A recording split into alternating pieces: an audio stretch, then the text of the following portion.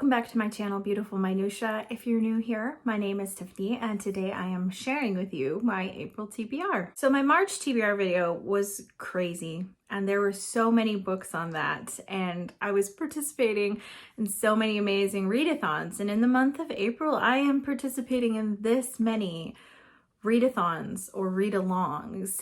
And so you would think that that would mean that my TBR is much smaller than last month. And it is in terms of it being less books, but some of these books are really, really big. So apparently March of the Mammoths is certainly continuing into April because I just love big books. I just made a video talking about that. So I'm going to share with you my TBR. A lot of these are buddy reads, which is super fun. And some of them are with people I have never buddy read with before, which is really exciting. So I'm going to start out with what will hopefully be my only carryover from March. I'm filming this before March is over, and I'm being a wee bit optimistic that I can finish both Royal Assassin and Barchester Towers by the end of the month, but I'm going to try. So I'm not including those on my April TBR in hopes that I finish them both. But the book that I know I for sure will not finish in March is Middlemarch by George Eliot. I am buddy reading this with Stephanie from Miss Richards Reads and Kate from the Literary Apothecary. We were planning to start this in the middle of March and I delayed it by like a week and a half of when I originally intended to start. And I don't think that Kate has started it quite yet. Stephanie started it at the beginning of March, so she's a rebel and she's ahead of us by a lot already. I am barely in this at the time of filming this video, and in hopes of finishing the other two books, I kind of doubt that I'm gonna make that much progress in it before the end of the month. I'm only like a chapter in so far, but I'm just loving George Eliot's writing. So I already knew that this was going to be a book that was going to extend into April, so it's not weird at all that I'm still going to be reading this, because that was always my plan from the beginning. Even when I considered starting at the beginning of the month, my plan was still to stretch it out into April. I'm really excited to read more into this. I really don't know much about what it's about because I think it spans a lot of characters and a lot of time and looks at life in this town called Middlemarch. And so we have a lot of characters and it spans over years, I think. So that's pretty much all I know about it, and I'm looking forward to continuing with it. The next book that I plan to read in April is a much shorter book, but still a classic, and that is O Pioneers by Willa Cather. This is the pick for my Patreon in April. So my Patreon, the way that we operate is that every other month we are reading a classic book together, and then the in-between months we just kind of get together and talk about whatever our favorite book for the month was. So we're all bringing different books to share. So we kind of mix it up a little bit. But the link for my Patreon is down below in the description of my video. It's always in the description. So if you're interested in reading O Pioneers with us, feel free to join. I'm sure it's going to be a good time. I am really looking forward to reading some Willa Cather. I have like 4 or 5 books from her on my shelf and I have read none of them yet. Some of them I've had for close to 2 years.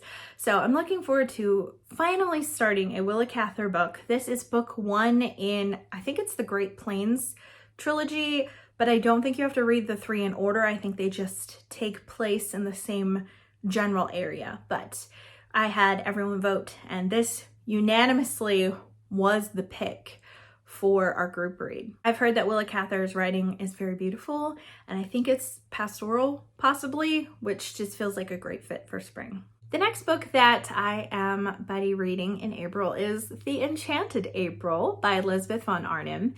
This is a book that I wanted to get to for a while, but I feel like I have to read it in April. Like I don't truly really have to read it in April, but it's definitely set in the spring, and April's right in the name. So I feel like I have to read it in April.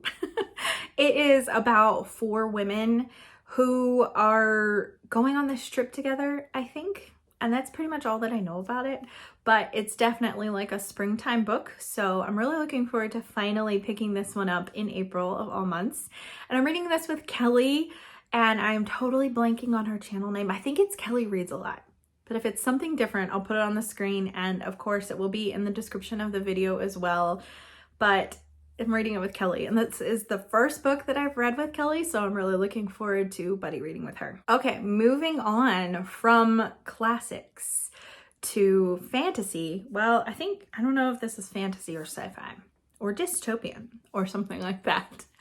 I am reading Scythe with my dear friend Dia from Novel Idea, and this is by Neil Shusterman. And I know that it's set in a world where people are chosen to be essentially like Grim Reapers. And that's pretty much all that I know about it. I know a lot of people really loved this first book and didn't necessarily love the rest of the trilogy. So we'll kind of see where it goes, but the premise of the book is really intriguing to me.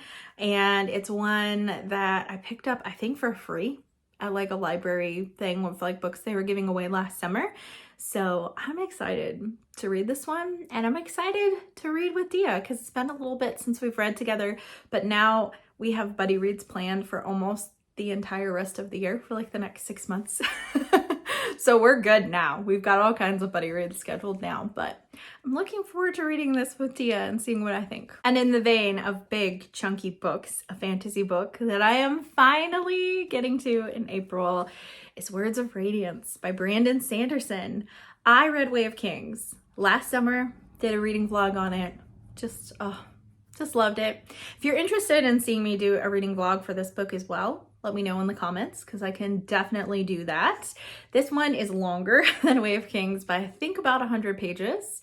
And this one is one that I've wanted to read ever since I stopped Way of Kings, but I just had so many different obligations scheduled out that I just was like, do I have time to pick up another 1,000+ page book? So I'm finally doing it.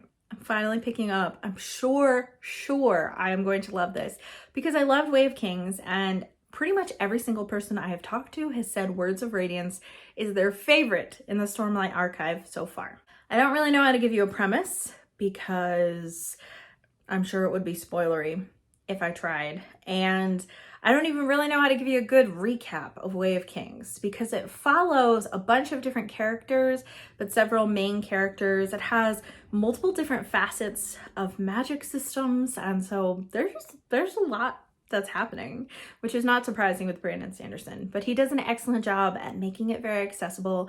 I'm hoping I will remember enough of Way of Kings that I won't feel lost as I'm reading this, but I probably will do like a quick review before I start it.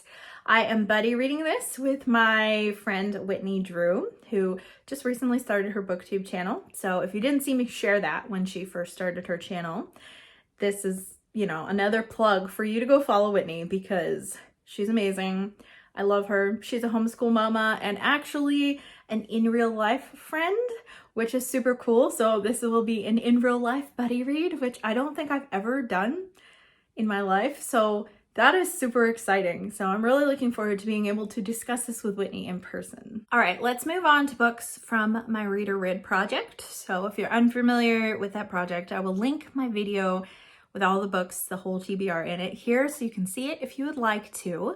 But basically, I just choose a set amount of books every year that have been sitting on my shelf for a long time, or ones that I just don't feel like I'm motivated at all to get to, or I'm like, why did I buy these? Am I actually going to like these? And I try to read them over the course of the year, and if I haven't read them at the end of the year, I need to just get rid of them.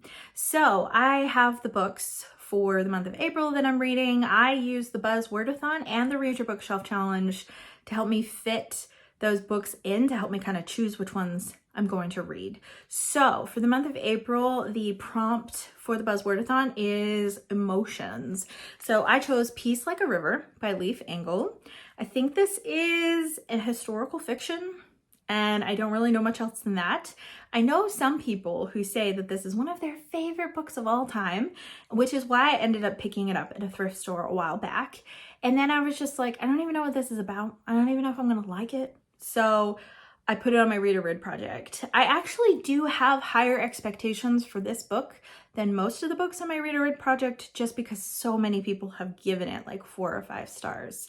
So I'm hopeful about this one, hopeful that I'll actually enjoy it. Chontels Read Your Bookshelf Challenge is so much fun this year because she's done prompts that build off of each other. So the book that I chose for March would then determine the book that I chose for April, because the prompt for April is a different genre than the book that you read in March. The book that I was supposed to read in March, but haven't yet, so I'm tentatively pushing it to April. We'll see if I'll get to it because I'm just not motivated to read it. It's Troilus and Cressida by Chaucer. This is, I think, a poem. Yeah, it's all in poetry form, and I'm just not a big epic poet person, but C.S. Lewis really loved this, and it's actually like there's a blurb from him on the front, which is why I picked it up. So hopefully maybe I'm gonna try to push this to April and see if I get to it.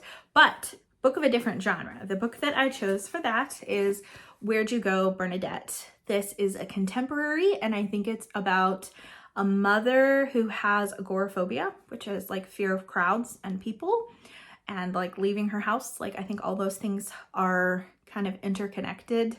I knew a few people who were like, oh my gosh, this is my favorite book of all time. And so I had picked it up at a thrift store, and then since found out like that those people don't really have similar reading tastes to me. So I do not have high expectations for this book, but I got it for less than $1, so it's not really a huge loss if I don't love it. But yeah, so this is my choice for the Read Your Bookshelf Challenge, and then hopefully maybe get to this as well. And then I have one more book that I'm going to share, but I'm not really sure if I'm going to start it. This is kind of like a soft buddy read that I'm doing with my dear friend Christy from Christy Lewis Dostoevsky in Space. And it's a book that we've both had on our shelves for a really long time. I know I've had it on my shelf for over a decade. She may be the same. I'm not really sure. But that's Moby Dick by Herman Melville. We had originally planned to start this in April, and my schedule filled up really quick, and so we're kind of like reading it slowly together. I think that she's already started it, and I may pick it up in April, but I'm gonna prioritize some of my other books that I have here first. But it's one that we were already planning on stretching out, not one that we were planning to read in 1 month, because it's humongous, and it's also, at least for me, a very intimidating book, though I have heard in recent days a couple of people say that they actually really, really loved this book. So maybe I'll love it. I don't know. It's one of those classics that kind of like scares me just a little bit. Not necessarily because of the size, but definitely because of the content and because of its reputation just being a difficult read. And I know there are long, long sections on whales and whaling, and I might find that interesting, but I might find it horrifically boring. So I'm just not really sure where I'm gonna land on this. So this is like on here as kind of like a maybe that'll get to it, and maybe I won't. So there is my TBR for April. I have some springy reads on here. I have some reads that are not very springy. I have some big books. I have some short books. So I think that I have a little bit of wiggle room this month to potentially sneak in some mood reads, just depending on how I do with my other reads and how busy or crazy April ends up being. You just never know sometimes. But I'm really genuinely excited about most of the books on my TBR. There's a couple kind of iffy ones for the Reader Read project that I'm just like not as excited about, but I have so many buddy reads that I am just so thrilled about, and books that I'm so excited to finally dive into. I'd love to hear from you in the comments down below. What are your reading plans for April? Are you participating in any readathons? Because I'm kind of taking a break from that this month, but I'm sure that there are still some really wonderful ones going on. And what book are you the most excited to read in April? Thank you so much for watching. If you like this video, please hit like and also subscribe so you can continue to see more bookish content from me, and I will see you again next time.